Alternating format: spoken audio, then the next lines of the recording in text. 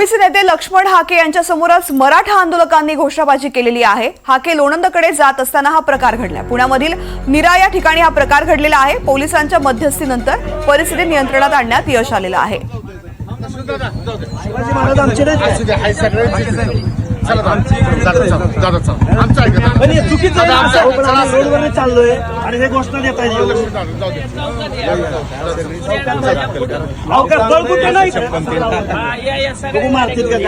अरे काय पळ कुठे नाहीत आम्ही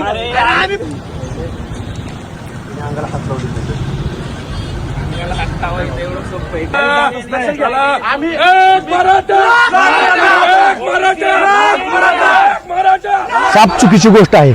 कुठलाही हल्ला केलेला नाही। आम्ही मराठा क्रांती मोर्चाचे सर्व कार्यकर्ते एक 10-15 जणच होतो, जास्त नव्हतो, परंतु आम्ही त्यांना फक्त जाब विचारण्यासाठी गेलो होतो की गरजवंत मराठे आम्ही आहोत, आम्हाला आरक्षणाची गरज आहे।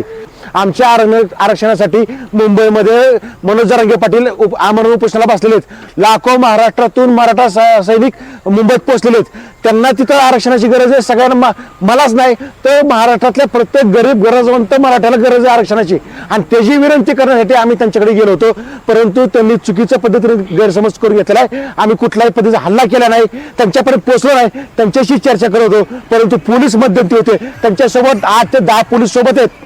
एवढे पोलीस असताना आमचं ताकद होऊ शकत नाही, परंतु आम्ही त्यातनं बी त्यांना विचारण्याचा प्रयत्न करतो की हाके साहेब तुम्ही अशा पद्धतीने वक्तव्य करू नका, एवढीच हात जोडून विनंती करतो। ह्याच्या पलीकडे दुसरी कुठली गोष्ट गेली नाही।